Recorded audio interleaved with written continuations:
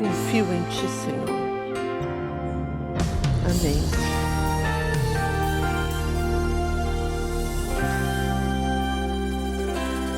Eu confiarei no Senhor, eu esperarei no Senhor. As suas palavras não hão de passar, eu sei que o meu milagre vai chegar. Eu confiarei no Senhor, eu esperarei no Senhor. As suas promessas sei que vai cumprir, pois o melhor de Deus está por vir. Eu confiarei.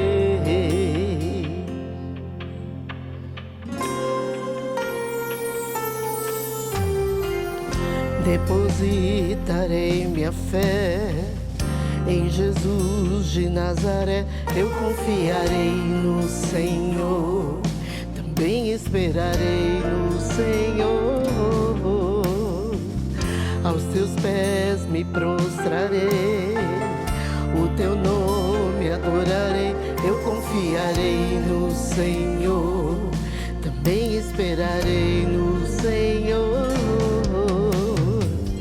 Nada pode abalar minha fé, minha confiança em Deus. Tua palavra não volta vazia, em Ti esperarei. Eu confiarei no Senhor, eu esperarei no Senhor. As suas palavras não vão me passar, eu sei que o meu milagre vai chegar. Eu confiarei no Senhor, eu esperarei no Senhor. As suas promessas sei que vai cumprir, pois o melhor de Deus está por vir. Eu confiarei.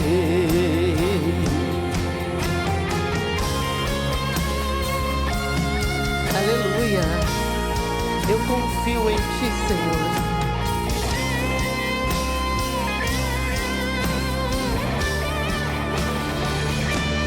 Eu confiarei no Senhor, eu esperarei no Senhor. As suas palavras não hão de passar, eu sei que o meu milagre vai chegar. Eu confiarei no Senhor, eu esperarei no Senhor. As suas promessas sei que vai cumprir, pois o melhor de Deus está por vir. As suas promessas sei que vai cumprir, pois o melhor de Deus está por vir.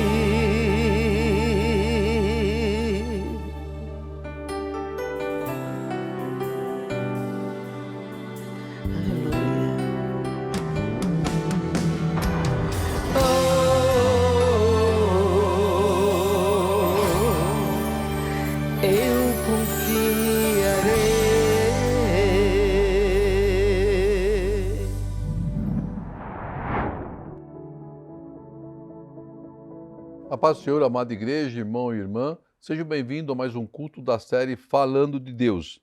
E hoje nós daremos sequência àqueles cultos que nós temos como tema Filhos. No culto passado, nós estudamos sobre 2 Reis 4, de 1 a 7, onde a palavra nos relatou, nos mostrou a angústia daquela viúva que buscou no profeta uma resposta a uma luta que ela estava passando, porque os seus filhos estavam sendo requeridos para pagar uma dívida contraída por seu marido, o profeta Obadias.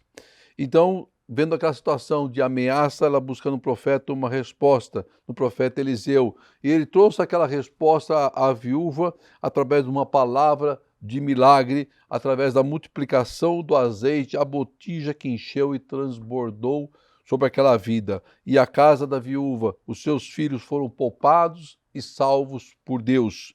Hoje, nós daremos a sequência desse estudo, dessas 3 pregações, cujo tema é filhos, também usando passagens onde Eliseu foi usado grandemente por Deus. E nós vamos continuar a leitura lá de 2 Reis 4, só que agora do versículo 8 ao versículo 17. Do versículo 8 ao 17, E eu te convido, se assim for possível, a abrir a sua Bíblia. Então, 2 Reis 4, do versículo 8 ao 17. Amém? Então diz assim a palavra de Deus, versículo 8. Certo dia, Eliseu foi a Sunem, onde uma mulher rica insistiu que ele fosse tomar uma refeição em sua casa. Depois disso, ele sempre que passava por ali, ele parava para uma refeição. De modo que ela disse ao marido: sei que esse homem que sempre vem aqui é um santo homem de Deus. Vamos construir lá em cima um quartinho de tijolos e colocar nele uma cama, uma mesa, uma cadeira e uma lamparina para ele. Assim, sempre que ele nos visitar, ele poderá ocupá-lo. Um dia, quando Eliseu chegou, subiu ao seu quarto e deitou-se. Ele mandou o seu servo Geazi chamar a sunamita. Então ele a chamou e quando ela veio, Eliseu mandou que Geazi dissesse a ela: você teve todo esse trabalho por nossa causa. O que podemos fazer por você? Quer que eu interceda por você junto ao rei ou o comandante do exército? Ela respondeu: estou bem entre minha própria gente. Mais tarde, Eliseu perguntou a Geazi: o que se pode fazer por ela? Ele respondeu: bem, ela não tem filhos e seu marido é idoso. Então Eliseu mandou chamá-la de novo. Geazi a chamou e ela veio até a porta. E ele disse: por volta desta época, no ano que vem, você estará com o filho nos braços. Ela contestou: não, meu senhor, não iludas a esta tua serva, ó homem de Deus.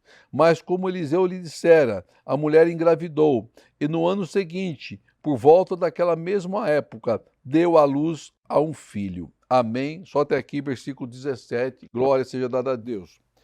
Nessa segunda parte do estudo sobre filhos, temos alguns personagens na leitura que nós acabamos de fazer.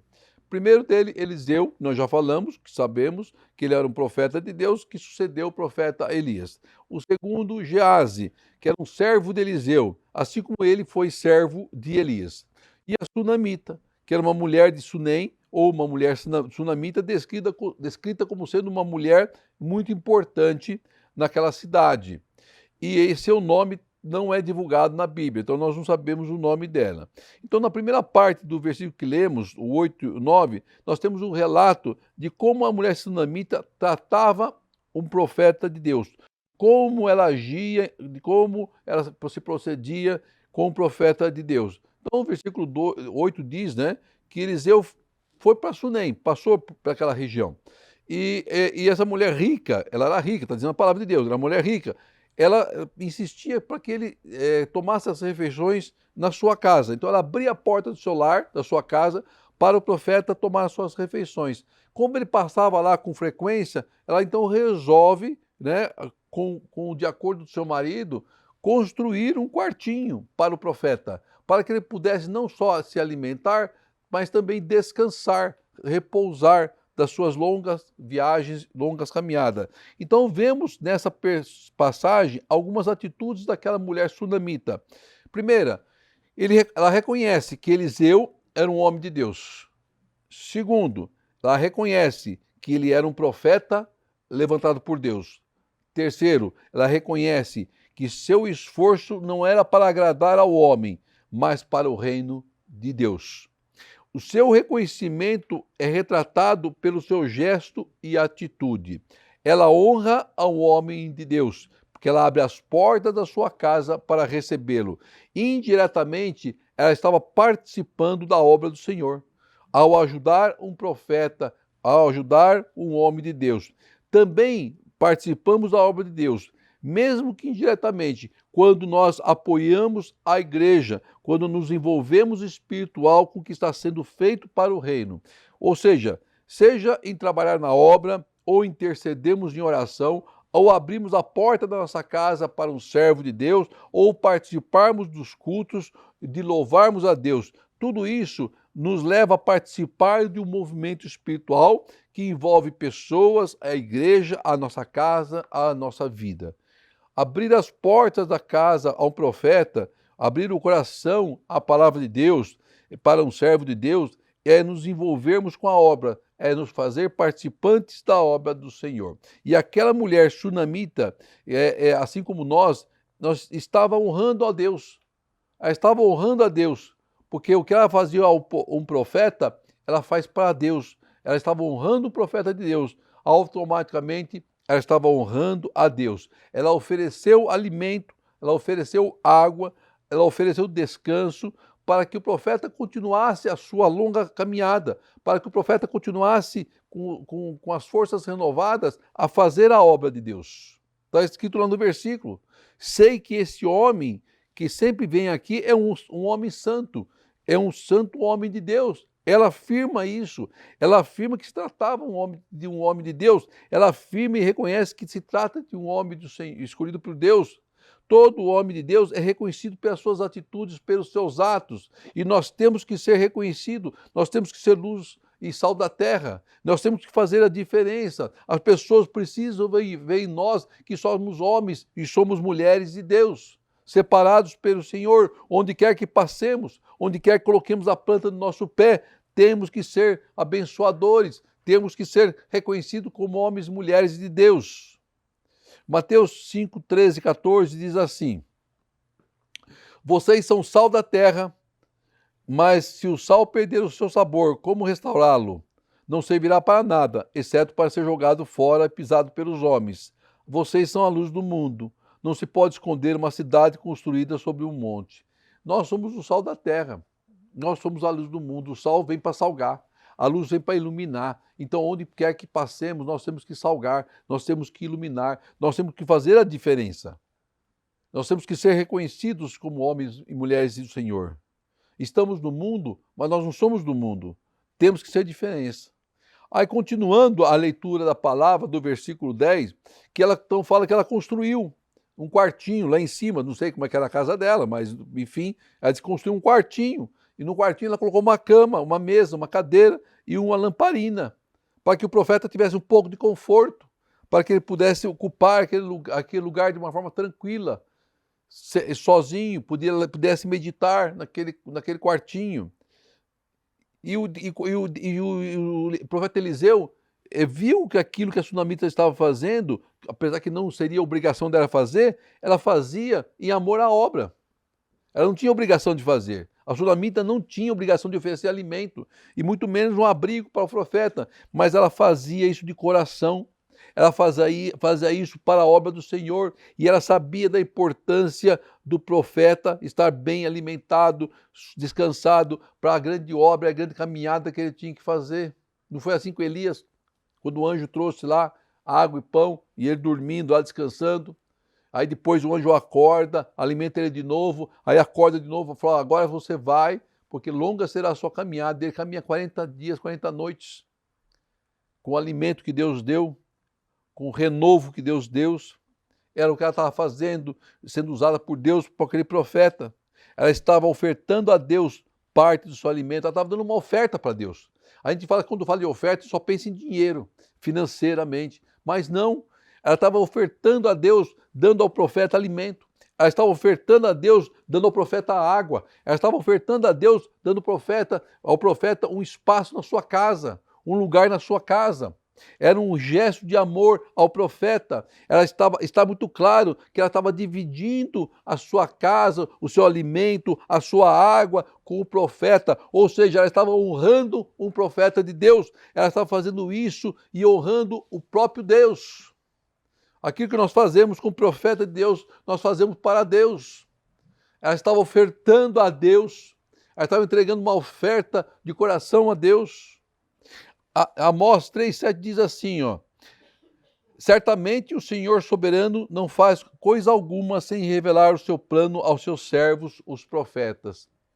Ela sabia que ele era um profeta, porque Deus revelaria primeiro aos profetas, para depois revelar ao seu povo.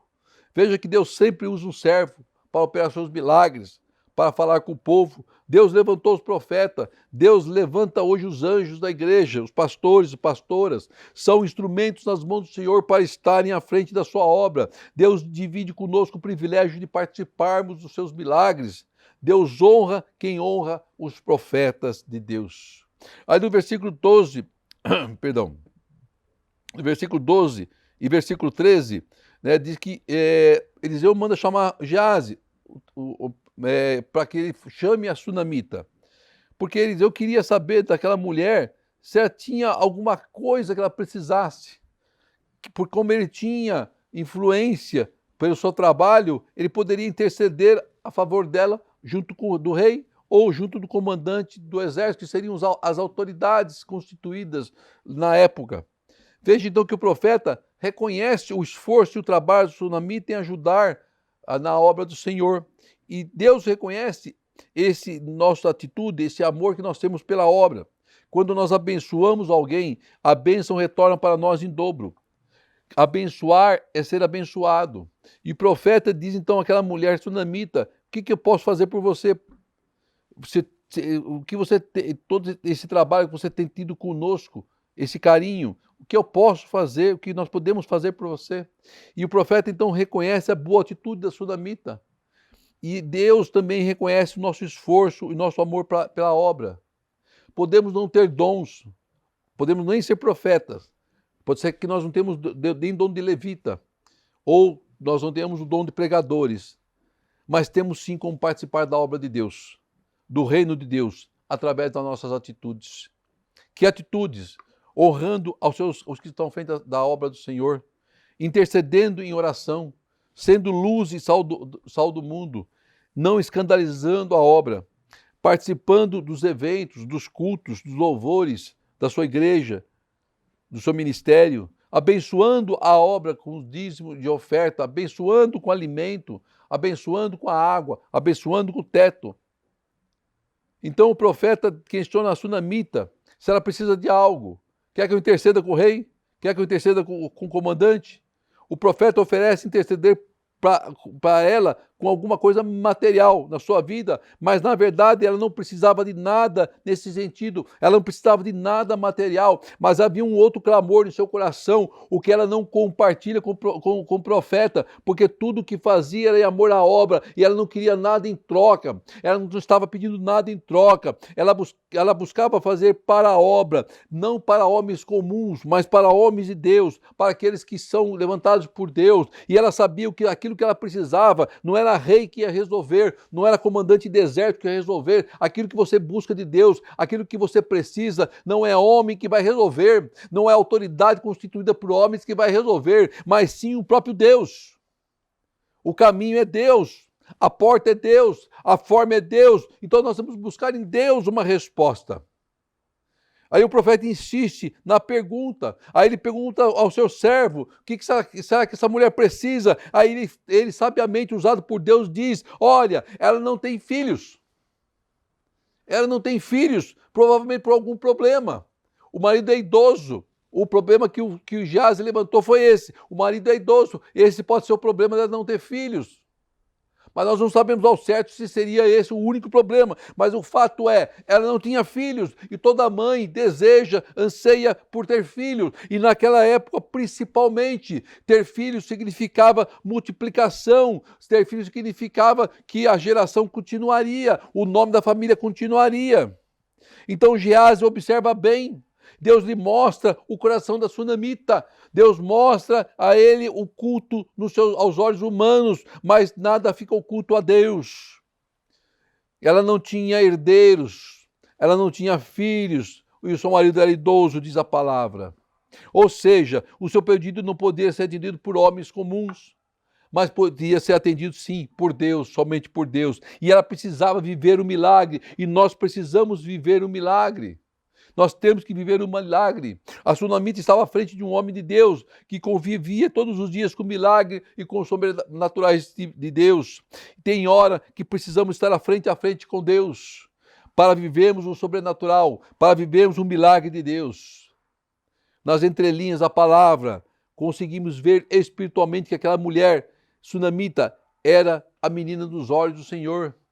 Claro que ela era. Sabe por quê? Porque ela cuidava do reino, ela tinha carinho pelo reino de Deus, ela abriu as portas da sua casa para o profeta do Senhor, ela honrou o profeta de Deus, ela deu alimento ao profeta de Deus, ela ofertou à casa de Deus, dividindo o seu espaço, o seu teto, o seu alimento, a sua mesa, a sua despensa com as coisas do reino de Deus. Então diz que Eliseu, no versículo 15, manda chamar ela de novo. E chama de novo, e a sua presença, e o profeta chama ela à sua presença, e na sua presença, para falar com ela novamente, para que ele pudesse atender aquilo que ela buscava de Deus. Tem horas, meu irmão, que nós precisamos de um encontro direto com Deus.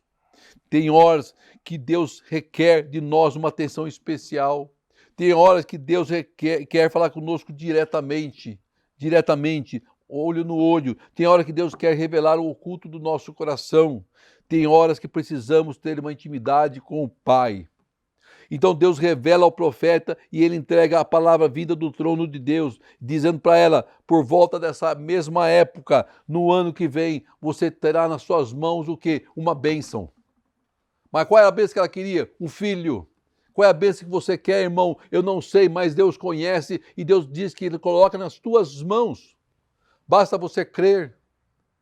Basta você crer. Para aquela mulher, a bênção que ela buscava era filhos. Na tua vida, eu não sei o que você tem buscado de Deus, mas Deus conhece a tua vida, conhece o teu coração e Deus colocará nas tuas mãos para que você possa abraçar a tua bênção. O profeta afirma que ela carregaria um filho nos braços. Ele está afirmando, ele está profetizando. Todos os anos eles iam passar por aquele lugar, em uma mesma época, e provavelmente no mesmo mês. Isso nem era uma cidade que ficava entre Samaria e Monte Carmelo, onde morava o profeta Eliseu. Então o profeta sabia do amor da sunamita pela obra do Senhor, e ele quis retribuir esse amor, e só Deus que viu nela algo diferente, algo que não se vê com olhos carnais, mas com olhos espirituais. Deus olha o coração. E Deus sondou o coração daquela mulher, e o desejo do coração daquela mulher, e Deus coloca na boca do profeta aquilo que ela tanto buscava e almejava. Mas ela contesta. Ela diz, não, meu Senhor, não iluda a tua serva. Ela não pediu nada em troca ao profeta, pela ajuda que ela estava oferecendo, pela oferta que ela estava oferecendo. Tudo que ela fazia era para a obra do Senhor. Tudo que ela estava fazendo por amor à obra e carinho ao reino. Ela estava participando do ministério de Deus através da sua atitude, do seu gesto, da sua bondade de amor como profeta do Senhor. Mas Deus olhou para o seu coração, assim como Deus olha para o nosso coração. Deus viu os gestos daquela mulher para o reino, assim como vê os nossos gestos para o reino, e atitudes que se resumem em amor ao próximo, que é o maior dos mandamentos da palavra de Deus. Que é o que a mulher fazia. Lá está em Marcos 12:30, que ame ao Senhor, o seu Deus, de todo o seu coração, de toda a sua alma, de todo o seu entendimento, de todas as suas forças. E o segundo mandamento é este: ama seu próximo como a ti mesmo. Ama seu próximo como a ti mesmo. O resultado do gesto dela foi traduzido em quê? Bênção. Ela sabia das suas limitações como mulher e de seu marido, por isso não tinha filhos. E na época era muito importante que ela tivesse filhos, para que o nome da família tivesse continuidade. Assim como hoje, filhos são bênçãos em nossas vidas. E Deus honrou a palavra do profeta. Deus sempre vai honrar a palavra de um profeta. E Eliseu fala para ela que ela engravidaria, e no ano seguinte, quando ele voltasse naquele lugar, ela teria nos braços a sua bênção, o seu filho. Deus honra e sempre honrará a palavra de um profeta de Deus. Eu já passei por isso, por essa experiência. E Deus nunca deixou de honrar a sua palavra. Não para a glória do homem, mas para a glória do nome do Senhor. Deus conhece nossas petições, sabe do nosso caminhar. Então honre os profetas levantados pelo Senhor. Como Pai é maravilhoso e bondoso para com teus filhos, para conosco. Deus quer passar isso para as nossas gerações. Se nós, como Pai terrenos, fazemos de tudo pelos nossos filhos, quanto mais nosso Pai Celestial. Está lá em Lucas 11:13. Depois você vai lá e vai ler. A sunamita não tinha filhos, e toda mulher sonhava em ter filho, e Deus coloca em seus braços o que tanto ela desejava. Deus quer colocar em nossos braços aquilo que nós desejamos, os nossos sonhos, os nossos projetos, os nossos desejos, o nosso futuro. Nessa palavra, filho, ela representa muito mais do que aquilo que nós entendemos quando nós dizemos filho. Filho representava a bênção, filho representava a geração de geração em geração, filho representava a multiplicação, filho representava a alegria, filho representava a família. Por isso que Deus operou o milagre na vida da Sunamita, e é por isso que Deus vai operar o milagre em nossas vidas. Glória seja dada a ti, Senhor. Deus conhece o seu coração, Deus conhece o desejo do teu coração, Deus conhece aquilo que você tem ofertado à casa do Senhor. Não estou falando apenas em dinheiro, em monetário, estou falando pelas suas atitudes, pelos seus gestos. E para os filhos, Deus vai nos colocar nos braços aquilo que tanto nós temos buscado da parte do Senhor. Creia, irmão, recebe essa palavra em nome de Jesus. Recebe essa palavra profética em nome de Jesus. Oremos ao Senhor. Querido Deus, amado Pai, aprendemos mais uma vez, Pai amado, o quão carinhoso e quão importante para ti são os filhos, Pai. Nós, Pai querido, a qual nos chamas de filhos, Pai. Herdeiros e co-herdeiros, Pai, do teu reino, Senhor. Tu conhece a intimidade do nosso coração. Tu conhece aquilo que nós tanto desejamos, Pai.